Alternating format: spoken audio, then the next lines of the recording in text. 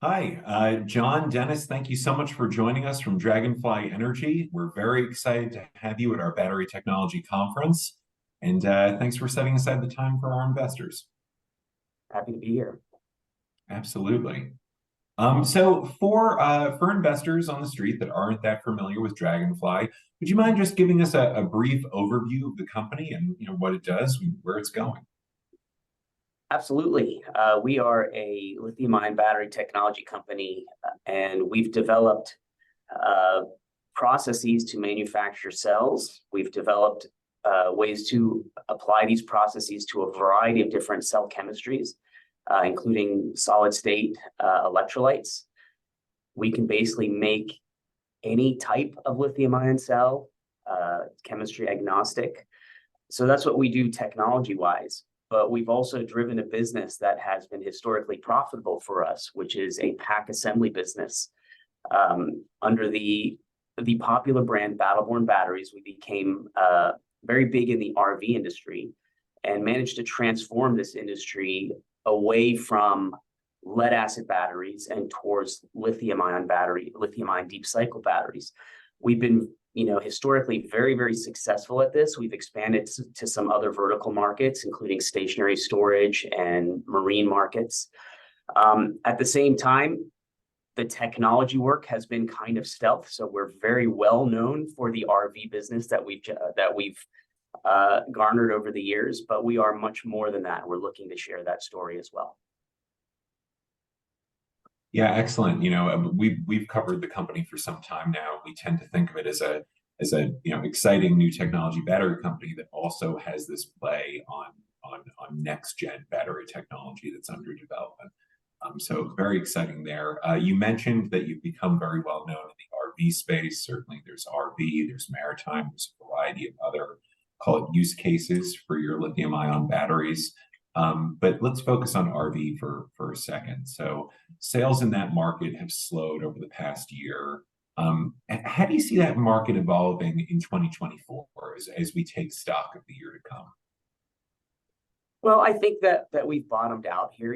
There's kind of a combination between a post-COVID hangover and high interest rates, high inflation, all these things that affect consumer discretionary spending. So I do think looking forward into the next year, we're going to see a modest recovery, not a very rapid recovery, but some recovery. I think the RVIA projections indicate something similar to that. So we do see our OEM sales growing reasonably into next year. In terms of the aftermarket, that really is continually dependent on consumer discretionary spending. We'll probably see some recovery there, but honestly, we do see larger growth in other verticals in terms of direct-to-consumer sales. Yeah, that's very exciting in terms of growth in those other verticals. But just going back to the RV sector, I guess you have some pretty key relationships within that segment with production leaders. How do you see those evolving and growing over the course of call it 2024 and 2025? We've actually grown dramatically in terms of OEM business over the last couple of years. I mean, historically, we've been incredibly successful at sort of grassroots social media advertising and drove that aftermarket. But ultimately, we see our future with the relationships with the large OEMs. And, obviously our relationship with Thor, the world's largest RV manufacturer, has been very important to us. We're very proud of our ability to supply customers like Airstream, top-notch company, well known for quality. But the fact is, we keep gaining more traction in this market. We actually have more and more OEM customers in not just in Thor, but outside of Thor. We're looking to grow our footprint in a way that is really going to set us up for a strong recovery as this industry recovers. And the benefits that we offer is not only do we design basically the whole system, we've got a fantastic track record of producing systems that work. And the fact that we are assembling everything in-house and have a very strong quality control of every component to produce a fully listed pack is something that these OEMs really want. And it creates a pretty nice competitive advantage for us. Yeah, absolutely. I mean, it's compelling both from the original equipment manufacturer and on the secondary market to have these types of batteries in an RV setup. But as you think about new markets, particularly marine, there were recent approvals in that area allowing lithium-ion batteries on recreational maritime vehicles. Could you bring the audience up to speed on that market and how you see it evolving in 24 and 25 from the viewpoint of your batteries? Yes. To be clear, they were always allowed. Lithium-ion batteries were always allowed on maritime vessels. What lacked were clear standards and clear recommendations for how these systems should be installed. And it's something where the marine industry has had to catch up to the RV industry. So the RV industry did this years ago. The RVIA implemented important standards requiring third-party listings, that sort of thing. So now the marine industry through the ABYC is starting to catch up.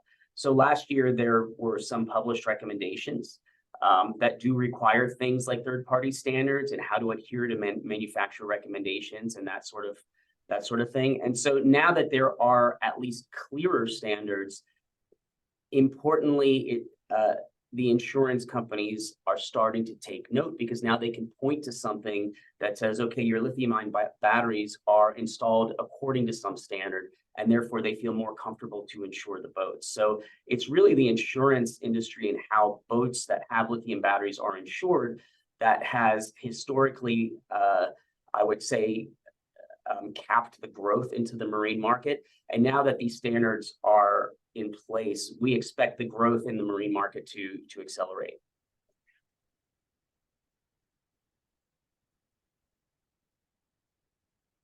Brian, you're on mute. Yeah, excellent. And that's an important point that you make in terms of the insurability of these batteries on maritime vehicles.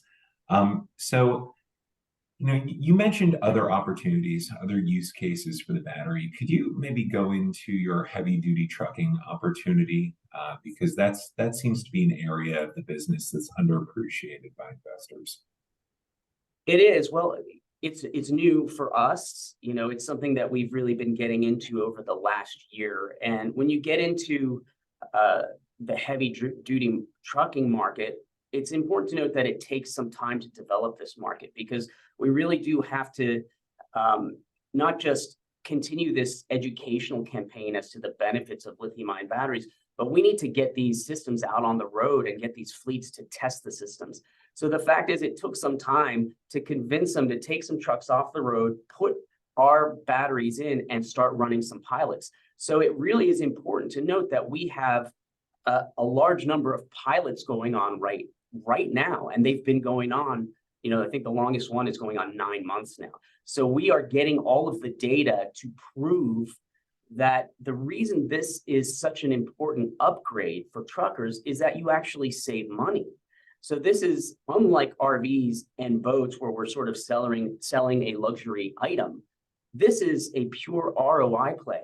If you can put our electric APU on the truck, you no longer have to idle when the trucker is sleeping, when the air conditioner is going, when these appliances are running. You don't have to idle the truck. So you save a lot in terms of diesel fuel, and you save a lot in terms of wear and tear on the truck. So this really is a pure ROI play. And as electrification of trucking becomes a bigger and bigger, more popular subject to talk about, this is low-hanging fruit that we're addressing right now, and we're excited to see this really come to fruition in 2024. Yeah, and I would say that the opportunity to reduce those idle times is one of the reasons I'm excited about the business, and we've written about it at some time. So you have a pretty exciting business, with your traditional product, but let's delve a little bit into the solid-state battery business.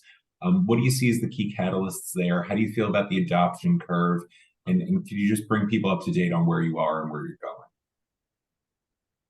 The solid state chemistry, as I alluded to before, is a product of our ability to manufacture electrodes in a dry solvent-free process. So the real innovation is in the process. The fact that we can apply it to a solid state battery is important. But our focus over the last year has actually been the development of the process to produce conventional cells. We have demonstrated that we can cycle solid state cells very effectively. We've actually created solid state chemistries that can cycle over 1,000 times. We're really excited about that, and we're excited to apply the manufacturing process to those chemistries. But at the same time, we are going in a stepwise fashion. I mean, let's face it, it's been a tough year. The markets have been difficult for us. So we've really had to pivot what we're doing to lower hanging fruit. And as it turns out, it made a lot of sense because we've been getting a lot of interest just in the dry deposition process for producing conventional cells. And since we can make any type of conventional cell, we've been getting interest from as I mentioned in the last earnings call, we've actually gotten some inbound calls from companies, consumer electronics companies, automotive companies, data center companies. So there is a lot of room when it comes to producing a product that's going to garner a lot of interest, and that's manufactured domestically. So you can't really overstate the fact that we are deploying American technology in America. And it really is step one when it comes to de-risking from foreign sources of energy storage. Certainly, we've been hearing a lot about onshoring or at least nearshoring. Much of the battery supply chain for the companies that we cover. I think that's an important point that you bring up, and also that domestic manufacturing would open you up to potential subsidies and grants and further support from the U.S. government. Isn't that right? Yeah. Absolutely. I mean, we do expect that what we're doing is going to get some interest from the Department of Energy through the infrastructure bill. As we actually produce manufacturing here, we expect to get some support. And through the IRA, of course, there are benefits, tax incentives to producing not just the cells, but also the packs that we're already producing now. So there is definitely some tailwinds for us. Yeah, that's right. So this is the time of the year where we all look back on 2023 and ahead to 2024. As you're looking back over the course of the past year, what do you think the company's key accomplishments were? And as you look to 2024, what would you like those to be next year? We've had a number of key accomplishments across the different facets of our company. So as I mentioned, in terms of the fundamental science, we've cycled a solid state cell thousands of times, over 1,000 times. We've produced a lot of different types of chemistries and achieved that chemistry-wise, we have minimum viable product for a solid state chemistry. We built a pilot line to demonstrate the production of lithium-ion cells, conventional cells at scale. We've deposited anode and cathode using a dry process at scale. That's actually a big deal. The fact that we can remove the solvent, remove the drying ovens, means that we're going to reduce the cost of cell manufacturing, even when compared to gigascale manufacturing in Asia. So we are very, very proud of that accomplishment. Even though we've had a difficult year in terms of sales, given the economic headwinds, we've actually gained traction. So we actually have more customers in the RV space. I talked about how we've managed to increase our footprint in heavy duty trucking through these pilots. Not trivial. I mean, that was huge for us.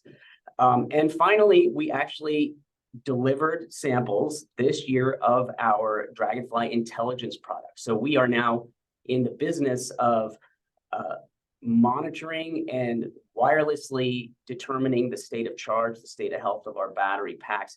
That took a little while. So that was a little delayed in terms of our ability to release this to the market, but we actually finished the development and we were able to deliver samples of those products to our OEM partners this year. So all those things really lead to a very exciting 2024. We do expect that we will be able to begin production of cells off of our our pilot line, and really have some meaningful results when it comes to delivering these samples and getting some cell customers. So we got a lot of pack customers. We are going to get some cell customers this in 2024. We talked about the heavy duty trucking market. We expect that to really come online and result in some meaningful growth for us in 2024. The expansion of the new products into the marine space. So, you know, it's been a tough year, and we're looking forward to a much, much better and exciting year in 2024.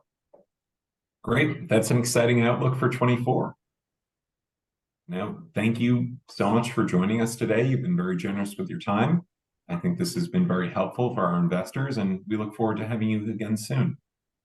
Thank you, Brian. Thanks, Brian.